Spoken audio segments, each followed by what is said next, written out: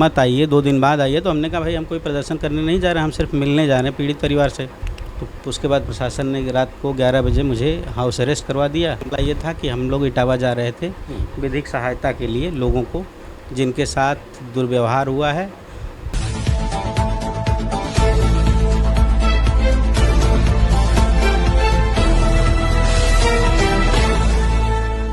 दोस्तों नमस्कार। देश की कंडीशनें क्या हैं, प्रदेश में क्या चल रहा है, आप लोग लगातार देख रहे हैं। किस तरह का देश में माहौल बनाया जा रहा है, आप ये भी देख रहे हैं। मैं शिव कुमार यादव सेना के राष्ट्रीय अध्यक्ष के मकान के सामने खड़ा हूँ।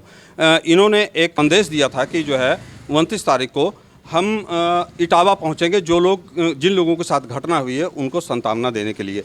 तो यहाँ पे बात करते हैं, जो हमें जानकारी मिली है, हमें ये जानकारी मिली है कि उनको हाउस अरेस्ट किया गया है। मैं एक बात और आपको बताता चलूं कि अभी ज़्यादा दिन नहीं बीते हैं, अभी थोड़े दिन पहले एक मामला आपके सामने आया होगा। करणी सेना ने पूरे प्रदेश में उत्पात मचा रखा था और एक भी करणी सेना को कहीं रोका नहीं गया। लेकिन यादव सेना के राष्ट्रीय अध्यक्ष से चलते हैं, ऊपर बात करते हैं क्या कंडीशनें हैं, किस तरह की कंडीशनें हैं, ऊपर बात करते हैं।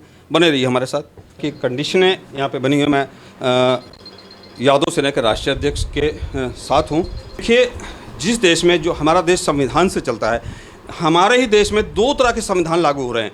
एक अभी आप लोगों ने देखा, लगातार मैंने आपको नीचे पीटीसी में होता है कि लगातार जो है करणी सेना अभी किस तरह देश में उत्पात मचाई, आगरा में पहुंची, उन्होंने कार्यक्रम किया। हमारे साथ राष्ट्रीय सेना के राष्ट्रीय अध्यक्ष शिव कुमार जी हैं, इन्हीं से बात करते हैं। जी, क्या मामला है, कैसा आपने ऐसा कौन सा अपराध किया है? नहीं, जो हाउस कोई अपराध नहीं किया है और मामला कुछ विशेष नहीं है। मामला ये था कि हम लोग इटावा जा रहे थे विधिक सहायता के लिए लोगों को जिनके साथ दुर्व्यवहार हुआ है और वहाँ पे माहौल बिगड़ जाएगा, इसके नाम पे हमसे बातचीत की गई प्रशासन द्वारा और उन्होंने कहा कि आप अभी मत आइए, 2 दिन बाद आइए। तो हमने कहा भाई हम कोई प्रदर्शन करने नहीं जा रहे, हम सिर्फ मिलने जा रहे हैं पीड़ित परिवार से। तो उसके बाद प्रशासन ने रात को 11 बजे मुझे हाउस अरेस्ट करवा दिया। बाकी आप देख ही रहे हैं और कुछ नहीं। अभी सीओ साहिबा आई थी, उनके माध्यम से राज्यपाल महोदया को ज्ञापन दिया गया है, अपनी मांगें रखी गई हैं। वो ज्ञापन, जो मांग पत्र है, वो आपको अभी सेंड कर दिया जाएगा, उसको आप पढ़ लीजिएगा, उसमें क्या क्या मांगे हैं। तो क्या इस प्रदेश में, इस देश में 2 तरह का कानून लागू होगा? अभी हाल में एक तरफ तो जो है योगी सरकार जो है उनको कानून का उल्लंघन मान लीजिए, वहाँ पे जिस तरह से प्रदर्शन हुआ, आप क्या करने जा रहे थे? आप मिलने जा रहे थे? ऐसा कौन सा है कि हाउस अरेस्ट की ज़रूरत पड़ जाती है? देखिए, अब क्या है, प्रशासन पे क्या दबाव है, क्योंकि यहाँ मुझे जो लोग हाउस अरेस्ट करने वाले हैं, करने आए हैं, वो सभी लोग किसान परिवार के हैं और सब लोग मेरे जैसे हैं। कोई ऐसा नहीं कि जिसको मैं कहूँ को कोई IAS PCS IPS का बेटा है या कोई डॉक्टर इंजीनियर या मंत्री मुख्यमंत्री का बेटा है। तो मैं जानता हूँ कि आखिरकार गाज अगर मैं ज़बरदस्ती करता हूँ तो मेरे ही जैसे परिवार वालों पे गिरेगी और मैं ये कुछ करूँगा नहीं। हम शांतिपूर्ण ढंग से अपनी मांग रख रहे थे। हम वहाँ उनको विधिक सहायता उपलब्ध करवाने के लिए अपने अधिवक्ता विंग की पूरी टीम के साथ जा रहे थे। उन्होंने नहीं बात मानी। उन्होंने कहने को तो प्रशासन, SDM सदर और SP city, CO city Etawah, ये सभी लोगों ने 1 दिन का ही समय सिर्फ मांगा है कि आज का समय दे दीजिए, आज शाम तक उस महिला की गिरफ्तारी या कोई कार्रवाई हो जाएगी। नहीं होती तो फिर आगे की उन्होंने 2-3 कहा कि 2-3 दिन बाद माहौल शांत हो जाए तो अब पीड़ित परिवार से आके मिलिए। अभी पीड़ित परिवार अपने घर पे नहीं है, तो 1 दिन की समय दी जाती है। अब उन्होंने तो 1 दिन का समय ले लिया हाउस अरेस्ट करके, अब तो हम कहीं जा नहीं सकते हैं। मेरा फिर वही सवाल है, क्या इस देश में 2 तरह का कानून होगा? एक तरफ एक वर्ग को आज़ादी, उत्पात मचाने की छूट दी जाती है और यादव सेना के राष्ट्रीय अध्यक्ष यादव होने के नाते हाउस अरेस्ट हैं क्या? नहीं, बात एकदम सही आप कह रहे हैं। मैं नहीं कह रहा हूँ, जो सही मैं ये पहले ही कह चुका हूँ कि मैंने यही प्रस्ताव रखा है कि एक पक्ष जो है जिसने कथावाचकों की चुटियाँ काटी, उनके बाल छिलवा दिए, उनसे नाक रगड़वाई, उनके ऊपर पेशाब छिड़कवाया, वो मुख्य अभियुक्त जो पक्ष है वो घूम रहा है बाहर खुला, है ना, उनके ऊपर कार्रवाई क्यों नहीं हो रही? तो उन्होंने कार्रवाई करने का आश्वासन दिया। मैं जानता हूँ, हो सकता है वो दबाव में बोले हों या उसको बचाने के लिए बोले हों। SDM सदर की तो भाषा एकदम जैसे नहीं कोई नया नया आता उसको कुर्सी बैठा दिया तो उसको कुछ ना पता हो, उस तरीके की उनकी भाषा थी। तो मैंने कहा सब आयोग से चुन के आए हैं, आयोग का तो मान मर्यादा रखिए। जिस हिसाब से आप बोल रहे हैं, कह रहे हैं कि हम दबिश दिलवा रहे हैं, उनको एक दिन में उठा लिया जाएगा, आज शाम तक का मौका दीजिए। तो कैसे दिलवा रहे हैं कि वो बयान दे रही है, हर दूसरे दिन बयान दे रही है, बदल रही है, और कलश यात्रा निकाल रही है। अब दबिश किस बात की दे रहे हैं? 100-150 लोगों से अभी जिस तरह की भाषा उस महिला ने सोशल मीडिया पे जो चल रहा है, जिस तरह की भाषा का इस्तेमाल किया है कि अहिरों का अभी तो जो है सर मुड़वाया है, अभी उनका सर उतार देंगे, इस तरह की भाषा इस्तेमाल करने वाले को गिरफ्तार नहीं किया जा रहा। अगर इस तरह की भाषा अदर किसी, चूँकि हम लोग लगातार सोशल मीडिया पे बने हुए हैं, लगातार सोशल मीडिया देख रहे हैं, सोशल मीडिया पे क्या चल रहा है, अभी तुरंत उसको अरेस्ट करके जेल में डाल दिया जाए, अभी तक गिरफ्तार क्यों नहीं किया? आप लोग इस मैटर पे क्या कर रहे हैं? हम देखिए अपनी मांग रखे हैं, और जो आप कह रहे हैं ना, ये हम प्रशासन से कह चुके हैं कि दया जैसा लड़का, एक पहलवान लड़का सिर्फ ये बोल देता है कि जिन लोगों ने चुटिया काटी है, पेशाब किया है ना, उनकी चुटिया मैं अपने हाथ से उखाड़ूंगा, और 151 में उसका चालान करके जेल भेज दिया जाता है, तुरंत शाम तक उसको अरेस्ट कर लिया जाता है। लेकिन इन मोहतरमा के साथ कोई कार्रवाई नहीं हो रही है।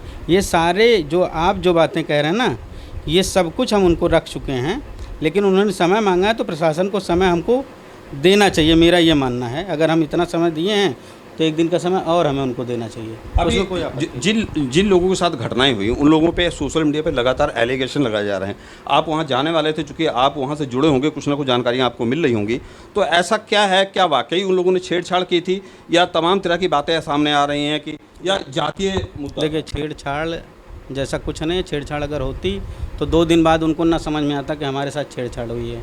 मैं बार बार कहता हूँ, आप लोग धर्म को धर्म समझते हैं, जिसको कथा वाचन करना, मंदिर में पूजा पाठ करना, मैं उसको धंधा समझता हूँ, विशुद्ध धंधा। किसी का धंधा डिस्टर्ब हो रहा था, जिससे एक विशेष वर्ग फ़ायदा ले रहा था, कमा रहा था, अपना घर भर रहा था, आप लोग उसमें हिस्सेदारी लेंगे तो उसको दर्द नहीं होगा?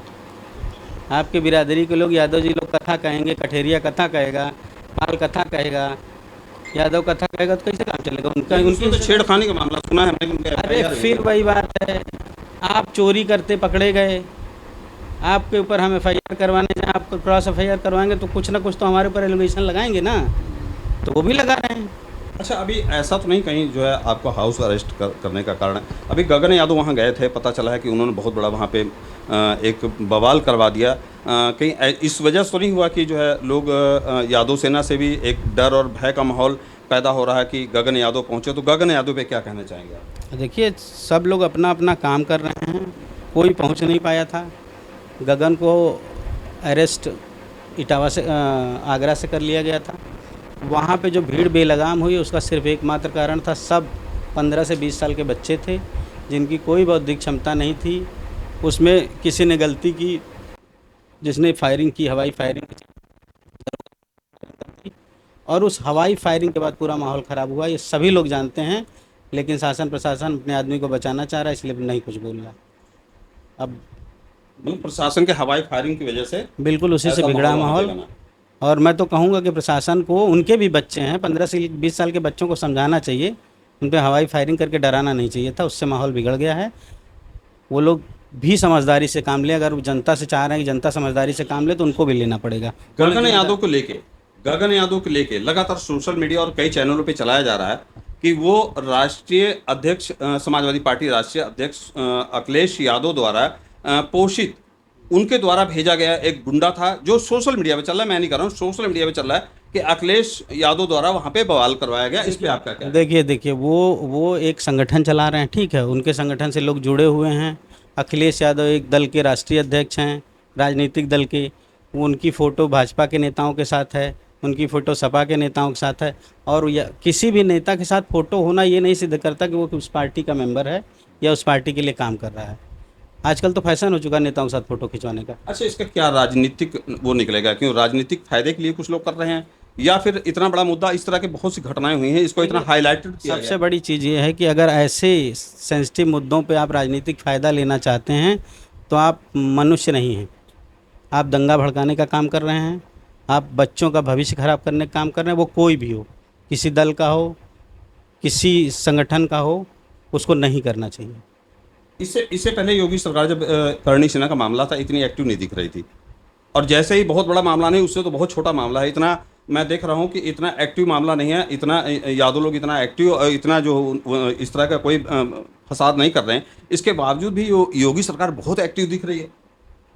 आप देखिए, थोड़ा बहुत तो होता है, इतने वर्षों बाद। जातवाद को आप एहसास कर रहे हैं? बिल्कुल है, ये है, इसको कोई डिनाई नहीं कर सकता है। योगी जी का सॉफ्ट कॉर्नर तो होगा ही अपने जाति के प्रति, सबका होता है, तो इसमें कोई बड़ी बात नहीं है। और योगी जी के आने से अगर एक विशेष जाति के लोग थोड़ा मन बढ़ाई कर रहे हैं तो उसका भी कारण है, इतने सालों बाद उनको मुख्यमंत्री मिला है तो उसका सपोर्ट करेंगे ही, कोई नई बात नहीं है उसमें। बाकी लोगों को समझदारी से काम लेना है सबको। आगे आपकी क्या रणनीति होगी? उन्होंने गिरफ्तारी की बात करी है, अगर गिरफ्तार नहीं करते हैं तो एक हफ्ते बाद हम लोग भी रणनीति बनाएंगे, हम वहाँ जाएंगे, उनको विधिक मदद। हम वहाँ कोई लड़ाई झगड़ा, आज भी कह रहे हैं कि कोई लड़ाई झगड़ा नहीं करने जा रहे हैं, किसी तरह का धरना प्रदर्शन नहीं करने जा रहे हैं, हम सिर्फ विधिक मदद। क्योंकि हमको उस एफआईआर में बहुत सारी कमियां दिख रही हैं, इनकी तरफ से जो क्रॉस एफआईआर की गई है वो जानबूझ के ऐसी की गई है कि उनका केस हल्का हो जाए। दूसरा ये है कठेरिया का जो मामला है, कठेरिया की तरफ से कोई SC/ST मुकदमा नहीं लिखा गया है।